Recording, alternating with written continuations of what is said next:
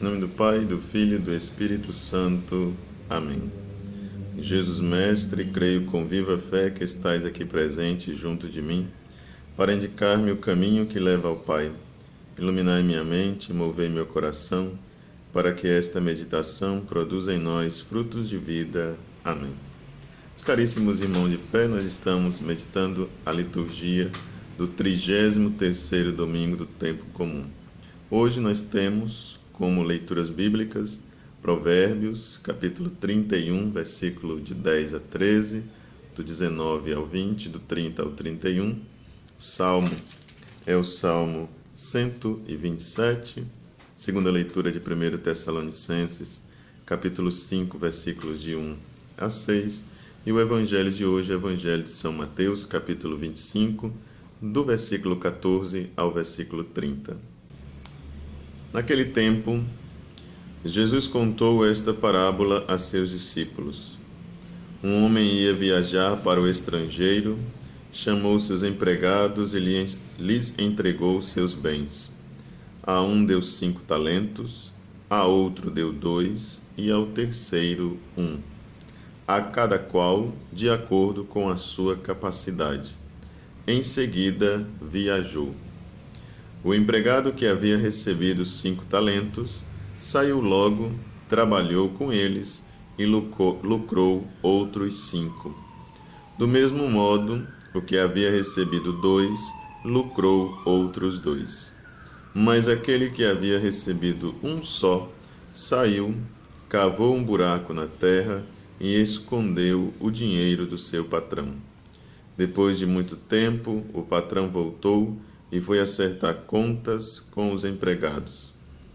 O empregado que havia recebido 5 talentos entregou-lhe mais 5, dizendo: Senhor, tu me entregaste 5 talentos.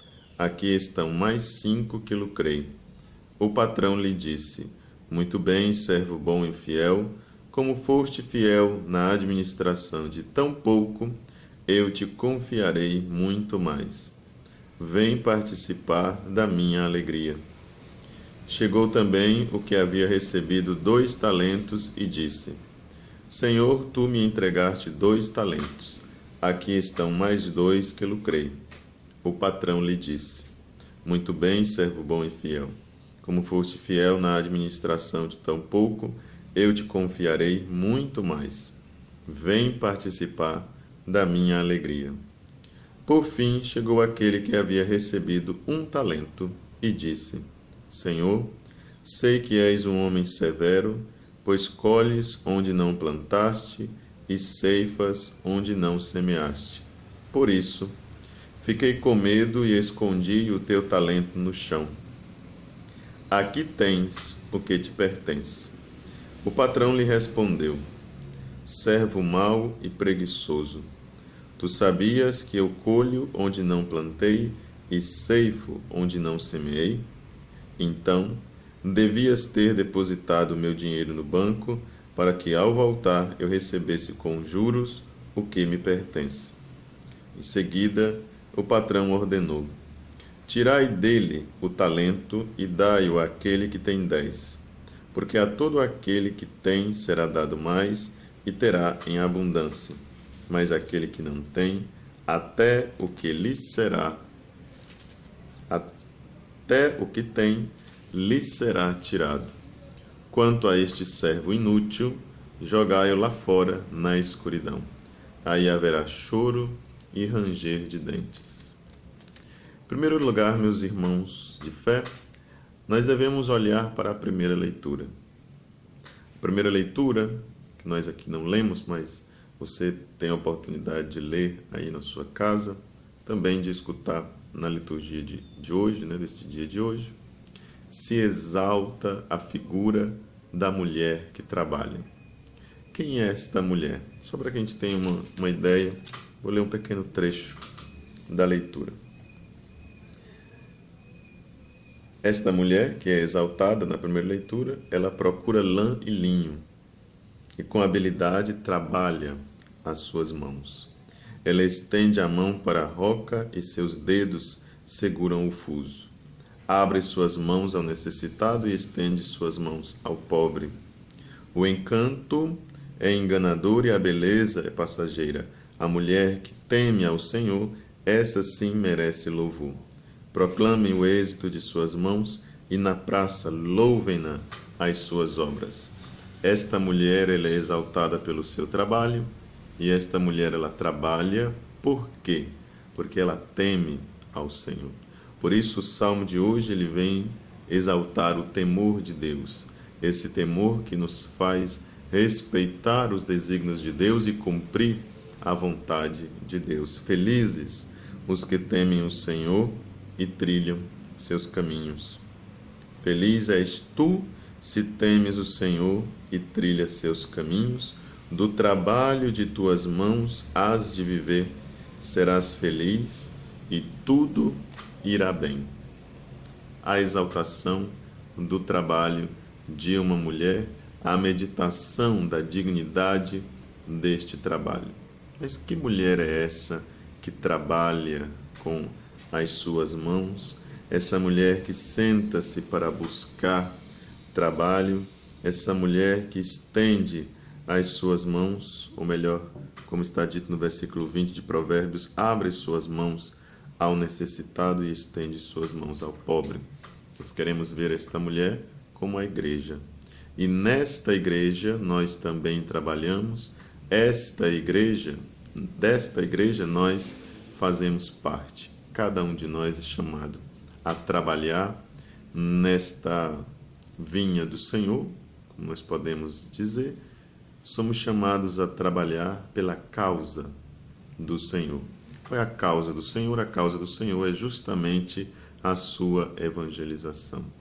E para cada um de nós, Deus distribui os seus dons, Deus distribui os seus talentos.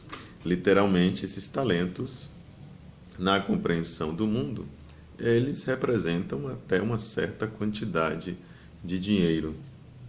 Não é uma quantia razoável, é uma quantia, de certa forma, grande. Mas quando nós escutamos o Evangelho, Jesus diz àqueles que foram bons administradores, ele disse: se fostes fiel no pouco, então ele está transformando esse sentido, apesar de que é uma quantidade de dinheiro considerável, seja lá qual for a quantia, seja lá qual for a tarefa que Deus nos confia, será uma coisa pequena. Muito maior é aquilo que Ele tem preparado para nós na vida eterna. Todos os pedidos, todas as missões, tudo aquilo que Deus nos confia é pequeno diante da recompensa que nos espera no céu. Os talentos que são dados aos cristãos, aos membros da igreja, são dados segundo a sua capacidade, a capacidade de cada um. Cada um com a sua capacidade, cada um com aquilo que sabe fazer, esse dom que recebeu de Deus. E nós passamos do serviço para a convivência com o Senhor. Veja a relação e o objetivo dessa passagem que Jesus está demonstrando para os seus discípulos por meio de mais uma parábola. Muito bem, servo bom e fiel. Como fostes fiel na administração de tão pouco, eu te confiarei muito mais. Vem participar da minha alegria. Depois do serviço realizado, depois daquilo que foi contratado pelo Senhor, quando se encontra concretizado, Ele nos chama então para a convivência com Ele. Que outra coisa é o reino de Deus se não estarmos na presença de Deus, mas não uma presença estática, simplesmente estarmos aí eternamente contemplando a face de Deus, que já seria uma grande coisa, mas o reino de Deus é muito mais dinâmico. O reino de Deus, ele supõe um movimento, e este movimento é uma eterna presença junto de Deus, mas uma presença onde nós realizamos também coisas. Vem participar da minha alegria. Há uma participação direta, ativa, nesta concretização, nesta realização futura do reino de Deus, que nós não sabemos exatamente como é, mas sabemos que estamos sendo convidados a participar deste reino, participar misteriosamente de um reino que será no futuro, mas que também nós fazemos já aqui neste mundo a realização deste reino. Já vamos experimentando, mesmo que a palpadelas, como diz São João nas suas cartas, mas já é uma experiência válida do reino de Deus. Então, nós vamos do serviço, do nosso serviço na nossa comunidade, do nosso serviço na nossa paróquia, caminhando para chegarmos numa convivência com o Senhor. Este Senhor que colhe aonde não semeia. Quando que o Senhor colhe aonde ele não semeia? Quando a igreja é medrosa, quando a igreja não trabalha como deve trabalhar. Todos os outros dois, eles trabalharam e escutaram do Senhor a frase: muito bem, servo bom e fiel. O último, que foi preguiçoso, que foi medroso, ele ouviu do Senhor: servo mau e preguiçoso, tu sabias que eu colho onde não plantei e ceifo onde não semeei? Então devias ter depositado meu dinheiro no banco, para que ao voltar eu recebesse com juros o que me pertence. Por que enterrastes? Veja, muitas vezes Deus colhe frutos onde não houve evangelização. Muitas vezes Deus colhe frutos no coração de pessoas que muitas vezes nem na igreja vão. Muitas vezes são pessoas que vivem os valores do Evangelho e não passaram por catequese, não passaram pelos sacramentos, não têm vivência de igreja, não têm o título de católicos praticantes, são católicos assim mais ou menos, ou às vezes nem são católicos, nem são de outras denominações, são pessoas que estão alheias aí, mas praticam valores, praticam virtudes sem saber, inconscientemente, e Deus vai tirando daí frutos.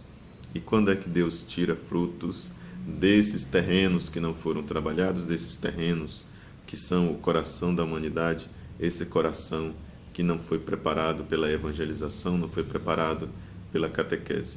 Quando a igreja enterra os seus dons, quando a igreja se fecha, Deus continua sendo todo-poderoso e capaz de tirar de onde Ele quiser os frutos necessários.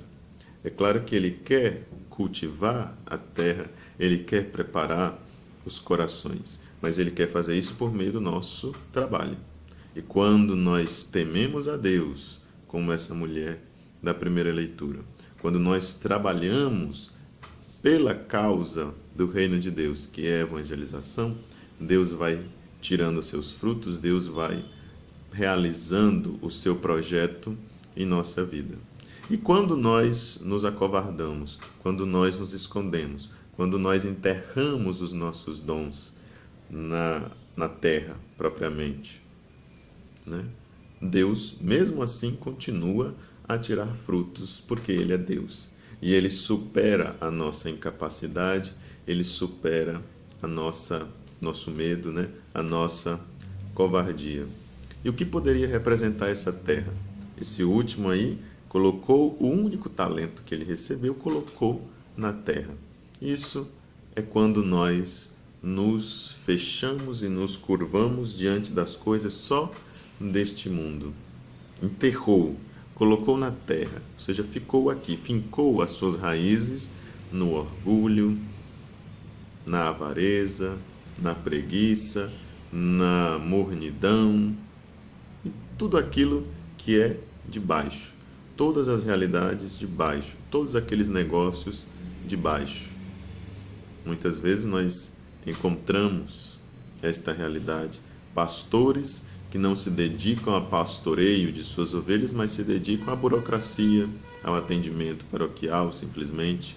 Estão aí enterrados nas suas sacristias, estão enterrados nas suas secretarias, simplesmente fazendo trabalho de papel, mexendo e trabalhando com coisas que são burocráticas, coisas que são somente e dizem respeito única e simplesmente à administração de coisas temporais, coisas daqui de baixo, coisas da terra.